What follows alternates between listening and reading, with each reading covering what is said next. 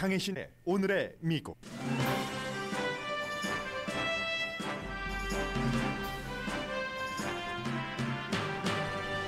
LA 항구의 컨테이너 적체가 크게 줄어들고 있습니다.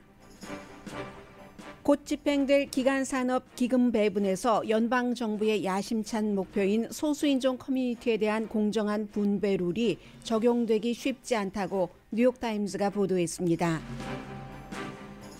인종차별에 반대하는 시위대를 살해한 리튼하우스 재판 배심원 판결 이후에 사회 혼란이 우려됩니다. 지금 배심원 판결 중입니다. 아시안 음식에 대해 차별적 반농담을 한 이 케이스를 맡은 판사도 주목받고 있습니다. 동료 의원을 살해하는 애니메이션을 트위터에 올렸던 공화당 하원 의원을 소위원회에서 쫓아낼지를 결정하는 투표가 오늘 치러집니다.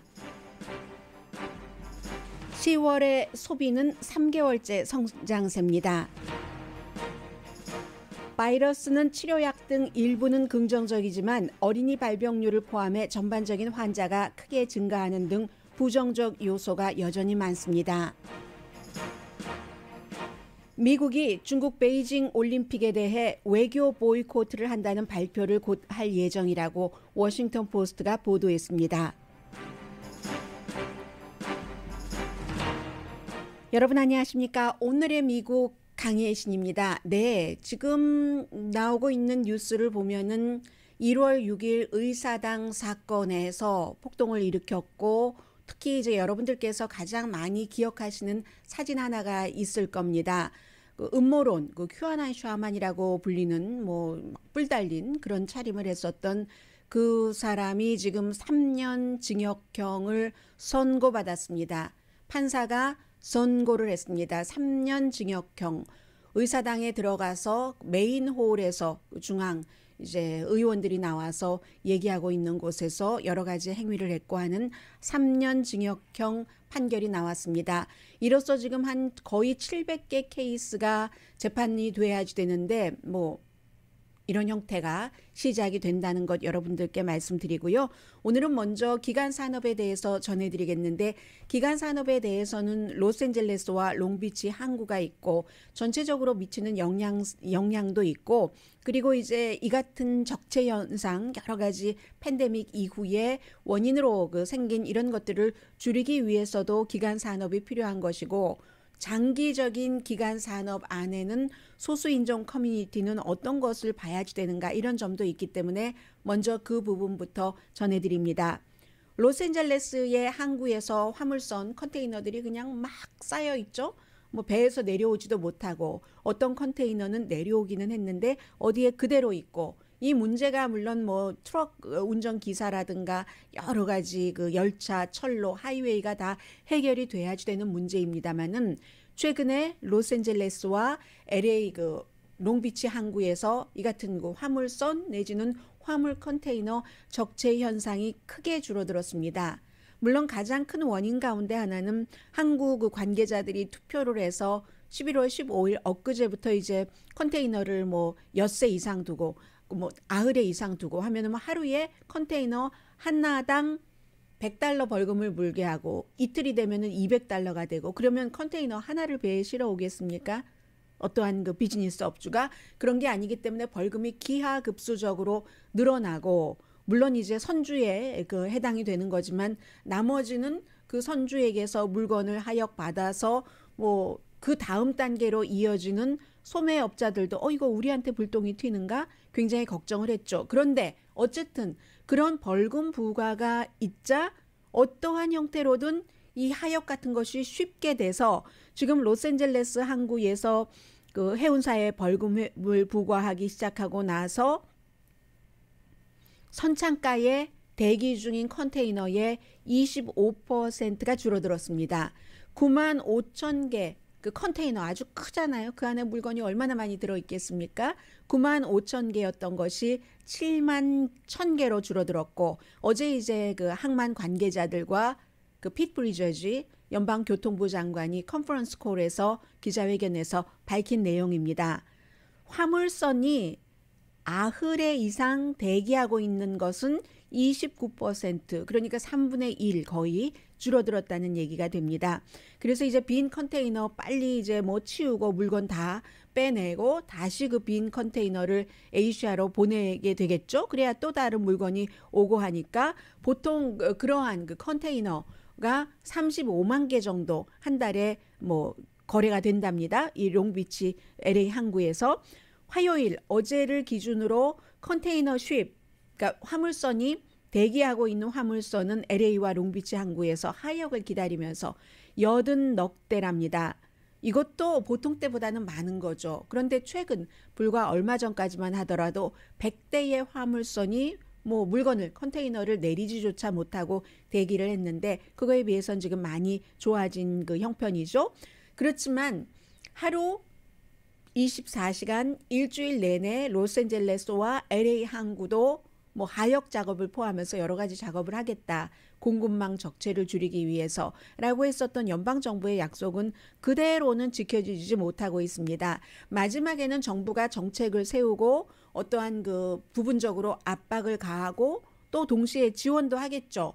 연방정부가 세운 목표를 이루기 위해서 빨리빨리 물건을 이제 그 도시로 마켓으로 마켓 선반으로 얹게 하는 이런 과정을 하기 위해서. 그런데 그 같은 정책과 연방정부의 규정과 지원을 현실화하려면 마지막에는 사람이 하는 일입니다. 그런데 롱비치와 LA 항구에서 오케이 밤에 일하면 뭐 수입도 많고 하니까 일하겠어 하는 사람이 있지만 그 24시간 일하는 것을 다 채우지는 못합니다.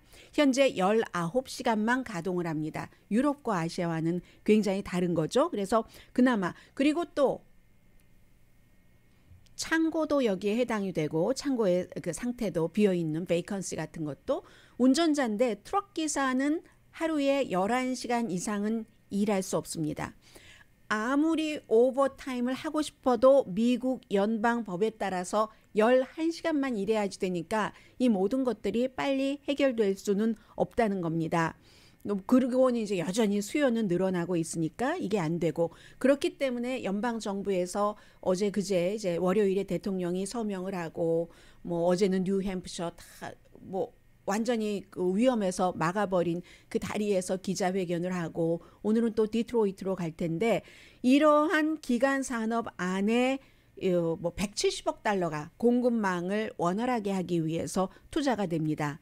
로스앤젤레스 항구, 롱비치 항구에도 연방정부의 기간 산업 안에 포함됐던 돈의 일부가 지원이 됩니다. 1조 2천억 달러 규모 전체 그 돈 안에서. 그래서 이제 그 오늘 그 대통령이 그 가죠. 대통령이 오늘은 디트로이트의 제너럴 모터스의 어떠한 또 공장에 가서 기간 산업에 대해서 홍보를 하는데 뉴욕타임스의 이 기사가 굉장히 그 주목이 됩니다. 기간 산업안에 대해서 얘기를 할 때도 바이든 대통령이 기자회견 할 때마다 항상 강조하는 것 가운데 하나가 소수 인종 커뮤니티. 이때는 가장 중심적인 커뮤니티는 흑인 커뮤니티가 되죠. 여기에 어떻게 앞으로 연방정부가 돈을 쓸 때 공정하게 그 기금을 배분할 수가 있겠는가. 배분을 하겠다. 정말로 야심찬 계획을 수없이 말해왔습니다. 그런데 오늘 아침에 뉴욕타임즈가 아주 자세히 심층 취재를 해서 보도한 것을 보면은 그게 연방정부의 그 마음과 그 비전이 그대로 현실로 이루어지기에는 장애가 많다는 겁니다. 가장 기본적인 장애는 연방정부는 그런 비전과 목표를 세웠다 하더라도 돈이 배분되고 나서 상당수 액수의 그 돈은 주정부라든가 로컬 정부가 마음대로 집행을 하기 때문에 쉽지 않다는 얘기입니다.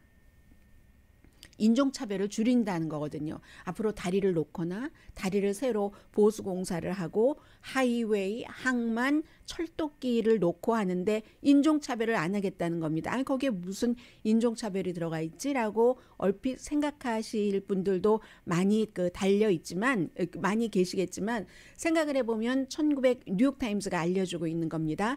1950년대와 1960년대 하이웨이를 지을 때 뭔가가 들어온다 하면 비즈니스를 하시는 분들은 여기 하이웨이가 들어오고 확장공사가 되면 우리 장사가 잘 되겠네를 생각을 하십니다.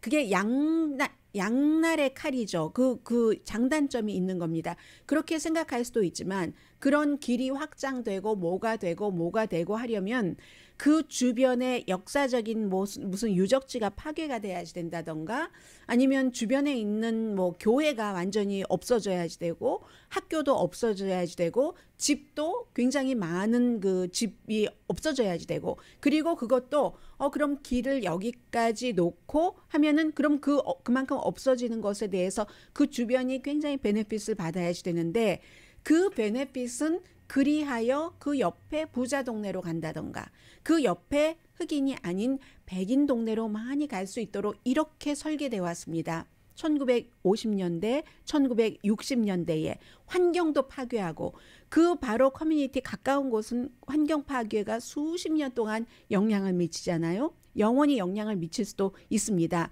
그리고는 이제 그렇게 길을 놓고 하이웨이를 놓으면은 그 주변에 살고 있는 사람들은 공원에 접근하기 굉장히 힘들어지고요.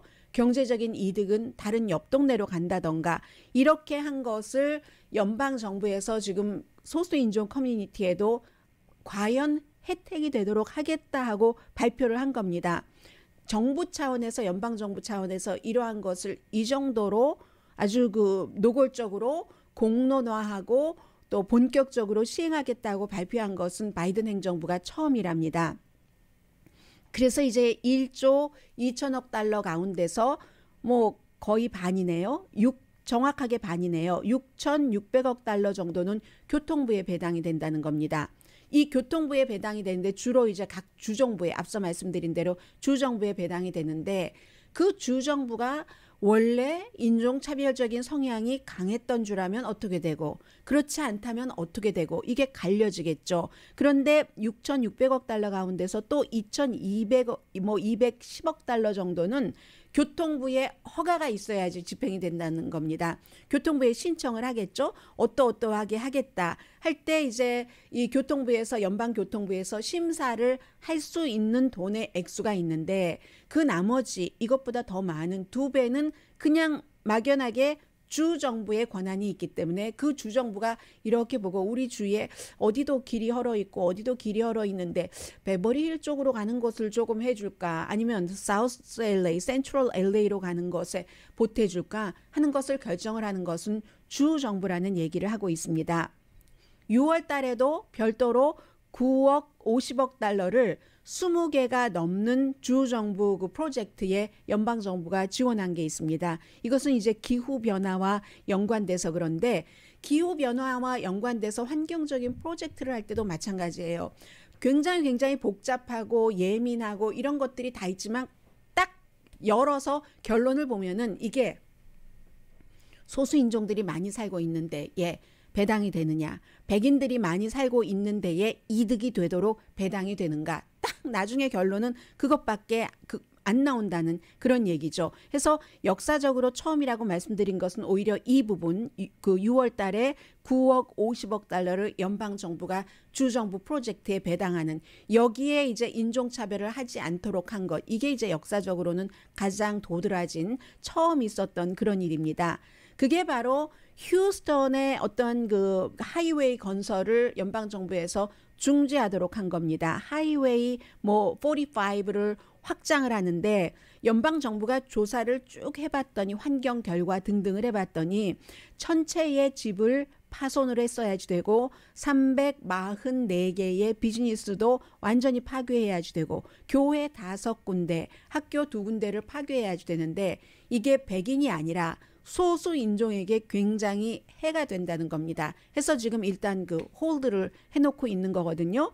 해서 어떤 경우에는 이 비즈니스 리더들은 무조건 우리 여기에 길이 들어온다 하면 그곳에서 비즈니스를 하시는 분들은 좋다고 생각할 수 있죠. 이게 뭐 미국 각 지역에서 다 일어나고 있는 일입니다. 뭐 루이지아나도 그렇고 캘리포니아주도 그렇고 그렇지만 그 비즈니스를 하시는 분들이 거기서 사업을 해서 돈은 벌지만 사는 곳은 거기가 아니잖아요. 이게 우리가 LA 폭동 때 많이 겪었었던 한인과 흑인 사이에 겪었었던 그런 일입니다. 왜 사우스 LA에서 돈만 벌어가고 우리를 문화 차이에서 그런 것도 많은데 경멸하고 손도 안 받고 뭐 웃지도 않고 뭐 눈도 안 마주치고 집은 저기 좋은데 부자 동네 가서 살아 이런 거잖아요.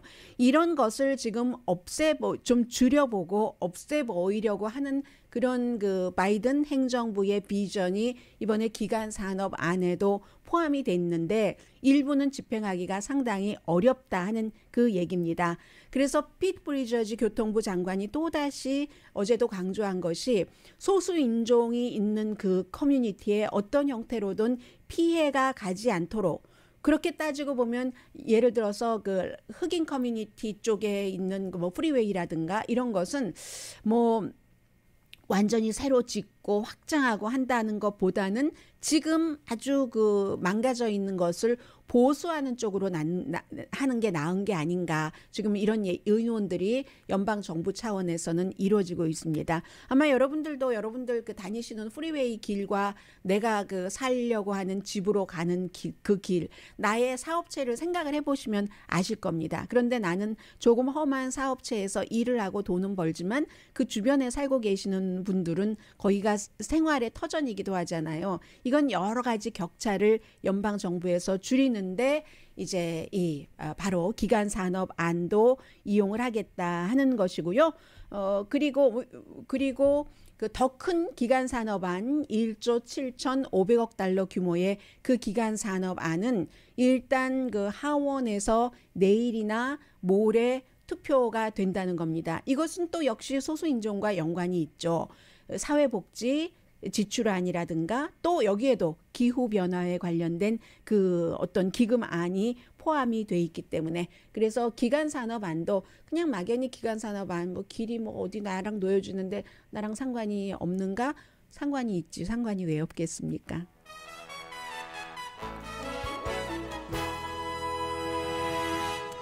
아주 커 보이는 모든 역사와 정부의 계획은 모든 국민에게 다 상관이 있습니다. 특히 이민자에게는 상관이 있죠. 뭐 예를 들어서 지금 이민자들을 필요하다라고 생각하는 행정부는 굉장히 이민자들에게 잘 대해주고 좀 포용적으로 대해주고 어떠한 부분적인 오점이 있는 것은 부분적인 오점이라고 인정을 하지만 그렇지 않은 이민자에 대해서 적대적인 정책을 갖고 있는 행정부가 들어오면은 장점은 다 없어지고 단점만 그리고 억압을 하죠. 그건 지금 미국에서만 일어나는 일이 아니라 과거 어느 나라 때나 다 마찬가지입니다. 한국도 마찬가지죠. 신라 때 뭐 가야, 금관 가야 이런 것도 말하자면 어떤 위정자가 그 금관 가야 사람들을 포용해야지 된다 하면 그들에게 너그러운 정책을 하고 아니면은 완전히 내쫓고 뭐 이런 일이 있잖아요. 그것과 마찬가지라고 지금 기간 산업안을 구상하는 바이든 행정부를 보셔도 될 것 같습니다. 잠시 뒤에 또 다른 아주 중요한 지금 배심원 그 재판에 대해서 판결에 대해서 심리에 대해서 전해드리겠습니다.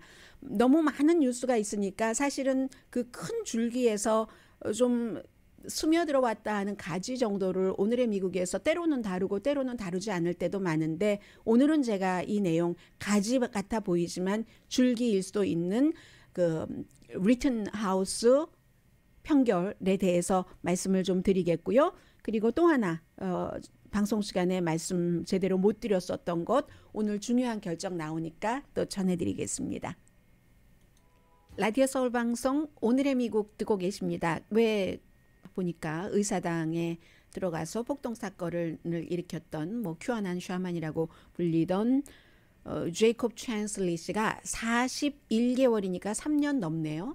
3년 5개월 징역형을 선고받았습니다. 그런데 이제 이 사람이 이미 한 9개월 이상을 복역을 했었고 검사는 51개월 징역형을 구형했는데 이제 지금 선고가 41개월로 10개월 줄어들었습니다. 지금까지 그럼 의사당 폭동 사건으로 선고를 받은 그 형량 가운데서 가장 무거운 형량을 받게 된 겁니다. 네, 지금 Black Lives Matter 또 self-defense가 이때의 자기 방어라는 것은 총으로 나를 방어한다. 그런데 이제 이 사건이 일어났었던 위스콘신 크노샤에서 블랙 라이브스 매터 시위를 하는 시위대를 17살 그 청년이 지금 뭐 법정에서 마지막 그 판결 결과를 기다리고 있는 이 그 카일 키트나우스라는 18살 이제 피고죠. 피고가 두 사람을 살해를 하고 총 갖고 있지 않았고, 그런데 이제 자신의 총을 빼앗아서 내가 빼앗으려고 했기 때문에 위협을 느껴서 총을 쐈다는 거고, 나머지 한 사람은 이제 총은 갖고 있었는데 결국은 부상만 당하고 지금 법정 증언을 하고 있는데, 유죄냐 무죄냐, 자기 방어냐 아니냐 주마다 다른데, 이 위스콘신주 같은 경우는 굉장히 그 여러 가지가 복합적입니다. 백인이 무척 많은 주이고 노조 등의 이슈에 대해서는 굉장히 그 진보적인데, 그런데 또 총기에 관해서 그 자기 방어에 대해서도 자기 방어 권리를 무척 그 강하게 보호하는 곳입니다.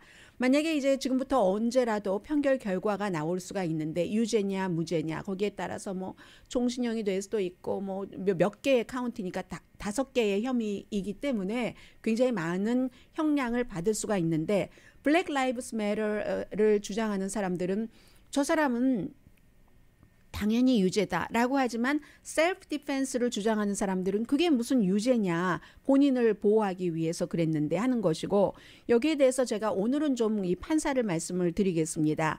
브루스 슈레더 판사가 그동안 여러 가지 제가 한 가지는 말씀을 드렸었죠. 나중에 확인해 보니까 판사의 명령에 의해서 숨진 피해자라든가 그런 사람들을 피해자라고 부르지 못했습니다. 검사 측에서는. 판사가 약탈범, 방화범 시위대를 폭도 이렇게 부르는 것만 허용을 했습니다. 대신에 변호인들에게는 변호인들이 그렇게 부를 수 있는 거고요. 검사에게는 피해자라고 부를 수 없도록 하고, 변호인은 폭도, 약탈범, 방화범 이렇게 부르게 하면서 물론 미국에서 유죄 판결을 받기 전까지는 무죄이기 때문에 그 원칙에 따라서 이렇게 부를 수도 있습니다. 그런데 검사는 피해자라고 부르지 못하게 하고, 그리고 이쪽에는 변호인 팀에는 약탈범, 뭐 방화범 뭐 이런 식으로 부르게 하면 사람들의 이미지가 있죠. 이 배심원들이 느끼는 그런 이미지 같은 것도 있고, 그게 하나가 있었고, 또 하나는 좀 전에 롱비치 항구, LA 항구를 말씀을 드렸는데, 이 브루스 슈레더 판사가 이제 처음에 오프닝 스테이트먼트 하고 할 때 기자들이 이제 물어봤어요. 점심시간 뭐 휴정시간은 얼마나 돼요? 라고 얘기하니까 이 판사가 마치 농담하듯이 브루스 슈레더 판사인데 올해 나이가 75세고 위스콘신주에서 가장 오래 최장 근무자입니다. 선거를 해서 계속 당선되고, 판사들은 원래 이 판사가 한 사람이 은퇴하기 전까지는 서로 도전하려고 하진 않잖아요. 그래서 다른 후보 없이 계속 판사를 가장 오래 한 사람인데, 이 사람이 뭐라고 했냐면 점심시간 휴정 얼만큼이나 됩니까? 했더니 점심으로 아시아 음식이 안 오길 바란다.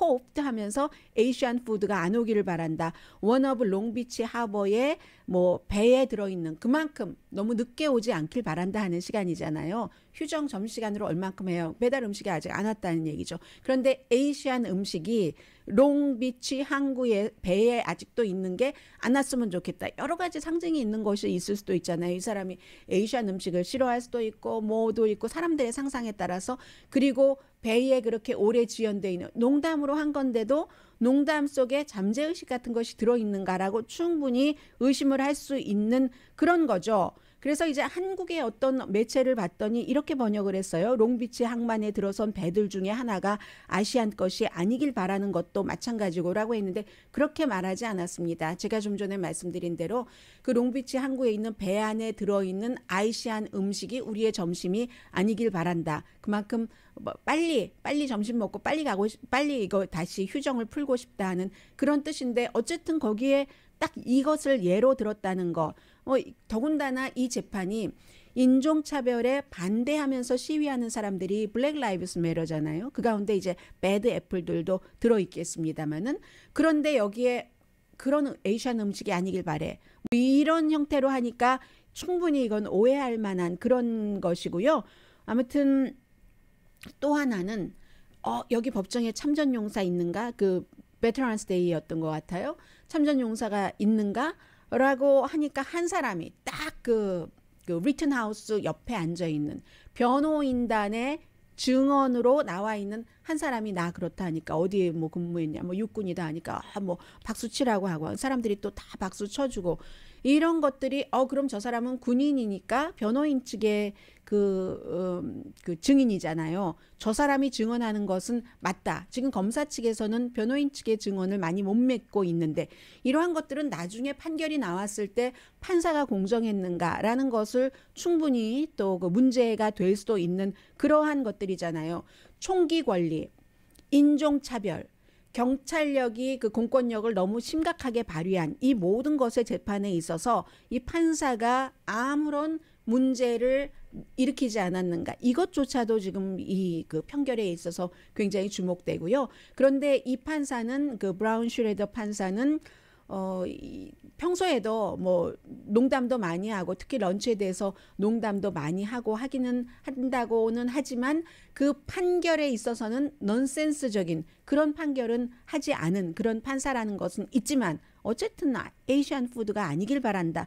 이러한 말이 뭐 좋을 수가 없죠. 그리고 지금 이 판결을 미국 전국에서 지켜보고 있는 것은 만약에 무죄가 나왔을 경우에 블랙 라이브스 매터 시위에 지지하고 찬성의 마음을 보내는 사람들이 또다시 여기에 불만을 품고 밖으로 나오지 않을까. 밖으로 나올 때 이게 로스앤젤레스에서 일어난 재판은 아니니까 위스콘신주, 크노사 그쪽이잖아요. 그쪽이니까 그쪽에서부터 시위가 이어지면 쭈루루 도미노로 올 것인가 하는 것을 굉장히 우려하는 거죠. 이것은 뭐 인권 문제와 소수인종의 권리와 상관없이 사회가 불안해지잖아요. 약탈, 방화 이런 것들이 만약에 최악의 상황에 일어난다면 그런 것으로 지금 이 판결을 지켜보는 다른 그 큰 지역의 그 어떤 그 밀집돼 있는 그런 곳이 많은데 위스콘신이 지금 한 30도 정도 된다고 하니까 시위는 있겠죠. 어느 쪽에서 하더라도 판결 결과에 따라서 그렇지만 30도니까 그다지 대규모 시위는 없지 않을까 이런 생각들을 하는 사람들도 아무튼 많이 있고 오늘 굉장히 핫한 뉴스입니다. 또 하나는 폴 거사라는 애리조나주가 지역구인 공화당 연방 하원 의원 이름을 들어보신 분들이 많지 않으실 겁니다.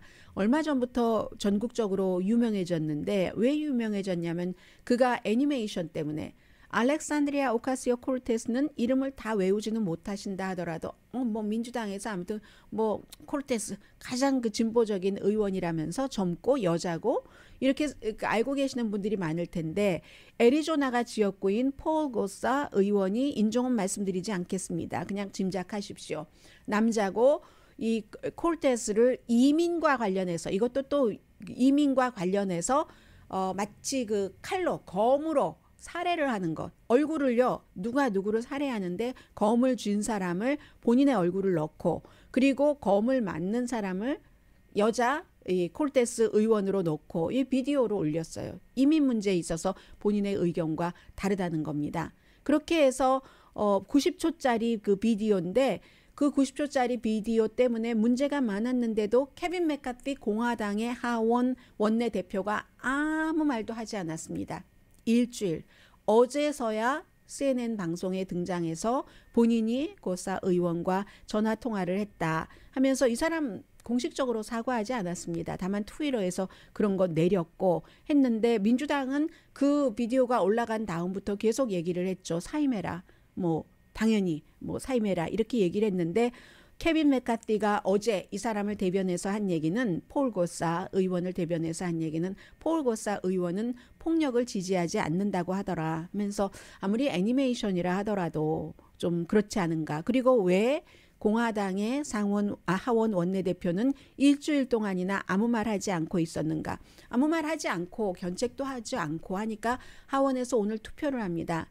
이 사람이 두 군데 그 소위원회에 소속이 돼 있는데 한 군데는 바로 그 알렉산드리아 오카시오 코르테스와 같은 그런 그 소위원회거든요. 소위원회에서 그 해고시키는 감시개혁위원회입니다. 그리고 또 하나 뭐 자연 뭐 천연자원위원회에도 소속, 보통 한 의원이 여러 개 그 소위원회에 소속됐잖아요. 여기서 쫓아내는 것에 대해서 투표를 하는데 아직 투표 결과 나오지 않고 있습니다. 이것도 공화당의 분열입니다. 공화당 내부에서는 케빈 맥카티 최고 보스, 일주일 동안 아무 말 하고 있지 않다가 리스 체니, 아담 킨징어, 트럼프 전 대통령 탄핵 재판에서 찬성을 한 두 명의 공화당 하원 의원은 나는 이 소위원회에서 쫓겨나는 거에 찬성표를 던지겠다라고 얘기했지만 조지아주가 지역구인 초선 마조리 테일러 그린 의원은 민주당 두고 보자 내년에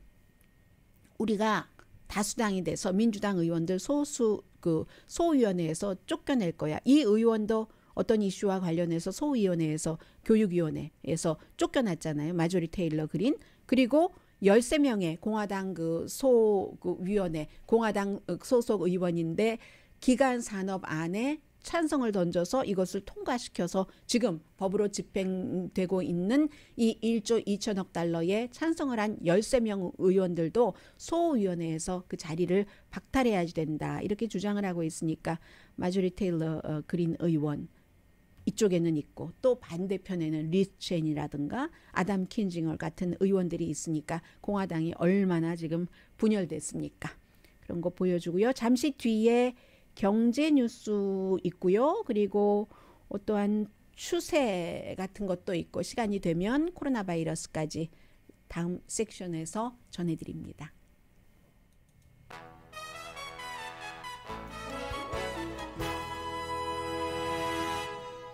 라디오 서울 방송 오늘의 미국 듣고 계십니다. 네, 10월 달에 뭐 물건값이 올랐다, 인플레이션이 이만큼이야 했어도 소비는 1.7% 9월 달에 비해서 올라갔습니다. 3개월 연속 소비가 지금 많이 되고 있는데 3월 달 이후에 한 달 소비 증가로는 가장 큰 폭입니다. 3월 달이라고 왜 말씀드렸냐면 마지막 그 경기 부양책 체크 나오고 하는 그런 때였기 때문에 그런데 결국은 인플레이션이 있기 때문에 1.7%에서 인플레이션을 감안을 하면은 그래도 0.7% 9월 달보다 10월 달에 소비가 늘어났다는 것이고 1년 전과 비교하면 9.5% 증가입니다. 사람들이 아주 해피해하면서 18개월 동안 소비 안 하고 살았던 많은 사람들이 쇼핑을 하고 있다는 얘기인데요. 전자제품이라든가 아니면 집안을 어떻게 좋게 꾸미는 것. 그런데 문제는 서비스 이쪽이 좀 활발해져야지 되죠.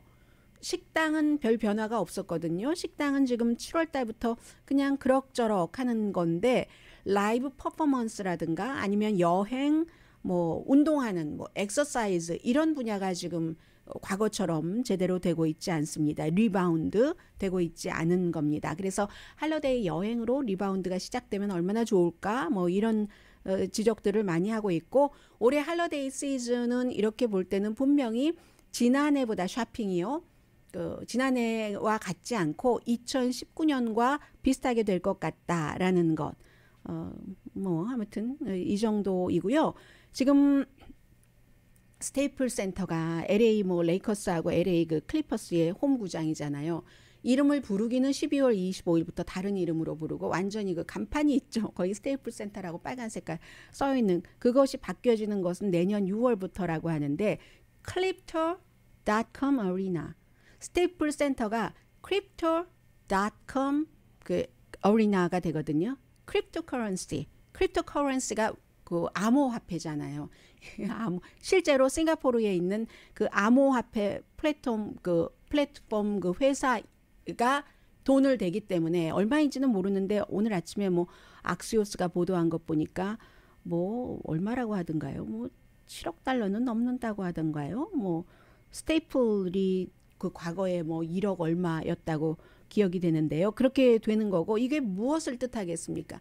스테이플 그 스토어에서 파는 것 우리가 알잖아요. 뭐 볼펜, 신민이, 모든 종이니 다 팔고 있는데 그 당시에는 1999년부터 스테이플 센터였으니까 20년 전에는 스테이플 센터, 문방구와 같은 그런 것들이 딱 이랬다면은 지금은 이제는 크립토커런시에서 암호 이런 그쪽으로 지금 바뀌는 거죠. 그렇게 따지고 보면 조금 있으면 뭐 코인베이스 센터 이런 거 안 나온다고. 또 요즘에 뭐 이 트레이더에서 사람들 그 전부 그 무슨 뭐 라빈후 쪽으로 많이 가기도 하는데 거래하는 거래요. 그 라빈후 센터 이런 게 안 나오리라고 누가 알 수 있겠습니까? 추세라고 보시면 좋겠고요. 저는 이번에 이름 바꿔서 간판 달 때 빨간 색깔로 달지 않았으면 좋겠어요. 이제는 뭐 빨간색이 예쁠 때가 있죠. 그런데 사람들이 빨간색으로 크게 무엇인가를 할 때 눈에 잘 띄려고 하는 거잖아요. 멋하고는 전혀 관련 없이 좀 아름답게 심미적으로 했으면 좋겠다 하는 생각을 개인적으로는 해봤습니다. 그러니까 변화는 이 비즈니스 업계에도 분명하게 시대 정신이 너무 뚜렷하게 박히게 되는 거죠. 그리고 바이러스는 지난 2주일 동안에 어린이 발병률은 22%가 늘어났고 적어도 21개 주에서 발병률이 뭐 10%가 늘어났는데 캘리포니아는 제외하고요. 그런 21개 주가 뭐 애리조나부터 펜실베니아, 오하이오 어디가 있나요? 커네디컷, 버몬트, 위스콘신 이런 주가 늘어나고 입원율이 더 중요하잖아요. 입원율이 지금 화요일 어제를 기준으로 48,000명이었는데 2주일 전에 3,000명밖에 안 됐습니다. 굉장히 지금 많이 늘어난 거예요. 12개 주와 워싱턴 DC의 입원율이 10% 이상 늘어났거든요. 뭐 알래스카라든가 인디아나주, 뉴저지주도 그렇고 사우스다코타 등입니다. 지금 이제 워싱턴 DC는 그럼에도 불구하고 마스크 쓰기 의무화는 다음 주 월요일에 끝낸다고 하고 뉴욕은 그 타임스퀘어에서 백신 접종 받으신 분들 올해는 그 스퀘어 크리스탈 볼 내려가는 것 보실 수 있고요. 내일 아침쯤에 식품의약국이 모든 성인이 파이저 앤 바이오엔텍 백신 부스터샷 접종을 받을 수 있도록 승인을 할 것으로 보입니다. 그리고 12개 주에서는 백신 접종 연방 의무화 같은 것을 거부하고 있거든요.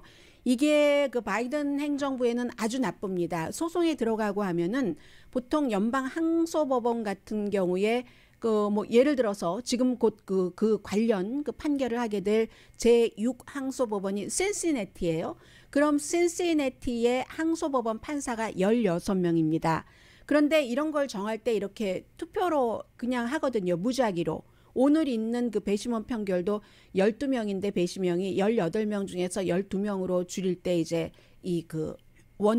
피고가 이렇게 픽아웃을 했거든요. 그런 식으로 1월 4일부터 시행되는 그 행정명령인 바이든 행정부가 100명 이상의 직원이 있는 회사에는 백신 접종을 의무화한다 하는 것에 대한 소송을 판결을 하는데 뭐 16명이 다 하는 게 아니잖아요. 딱 픽하는데 신시내티 같은 경우는 항소법원 판사가 풀타임이요. 16명인데 풀타임 16명 판사 가운데서 11명이 공화당 대통령이 지명을 한 사람입니다. 성향을 알 수 있는 거죠. 그리고 여기서 지난 4년 동안에 여러 가지가 계속 앞으로도 영향을 미칠 것이라는 것. 그렇기 때문에 연방 대법관도 그렇지만 트럼프 전 대통령 시대에 오바마 행정부 시대에 비어 있었던 뭐 연방 판사 지명, 대통령이 지명하는 판사들이 있잖아요. 그런 경우에 그 공화당이 오바마 시대에 맡고 있다가 트럼프 전 대통령 시대에 다 해준 겁니다. 다. 그랬기 때문에 지금 굉장히 연방 판사들 가운데서 그때 막 무작위로 하고 하니까 질이 좀 퀄리파이가 안 되는 사람들도 많고 공화당이 무척 많습니다. 이게 백신 접종 의무화에 대한 판결을 내릴 때도 영향을 미치게 되는 거죠.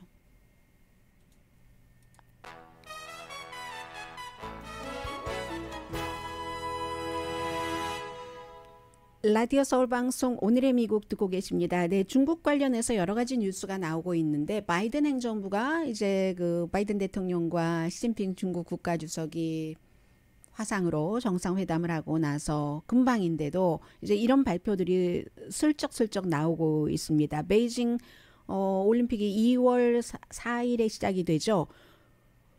바이든 대통령 당연히 안 가고 미국의 정부 관계자들을 보내지 않겠다는 겁니다. 외교적인 보이콧입니다. 물론 선수들은 보냅니다. 왜 그렇겠습니까? 신장에서 위구르에서의 학대, 홍콩 그런 여러 가지 인권 문제 때문에 티벳에도 연관이 되고요. 그래서 정치인들이 5월 달에 낸시 펠로시 하원 의장을 포함해서 많은 사람들이 이런 주장을 했고 어떻게 대학살을 하는데 특히 위구르죠. 해서 밀 럼니 공화당의 상원 의원은 유타 솔트레이크 시티에서 열렸었던 올림픽의 조직위원장이었잖아요. 이 사람도 우리 거기 가면 안 된다 이런 얘기를 해서 아마 곧 공식적으로 발표를 할 것으로 예상이 되고요. 그리고 이번 회담에서 하나 또 결과가 나왔다면은 뭔가 그 저널리스트들의 비자 내는 것은 조금 쉽게 그동안 이제 그 중국이 미국 저널리스트들 그 중국에 대해서 보도하는데 들어오지도 못하게 하고 하는 것 많았는데 그런 것에 대한 의논은 이번에 있었던 것 같습니다. 네, 그 프리다 칼로라는 그 멕시코의 정말 장애를 앓고 있으면서도 그림을 그리고 저는 프리다 칼로 그림 볼 때마다 천경자 그림과 누가 먼저였는지는 계산해보고 많이 오버랩 되는데 라틴 아메리카 그 화가의 그림 가운데서 최고의 경매가에 팔렸답니다. 얼마라고 하나요? 3,490만 달러 자화상 그렸는데요. 남편 그렇게 속 많이 썩이던 남편 디에고가 여기 머리에 있는 바로 그 그림입니다. 강혜신이었습니다.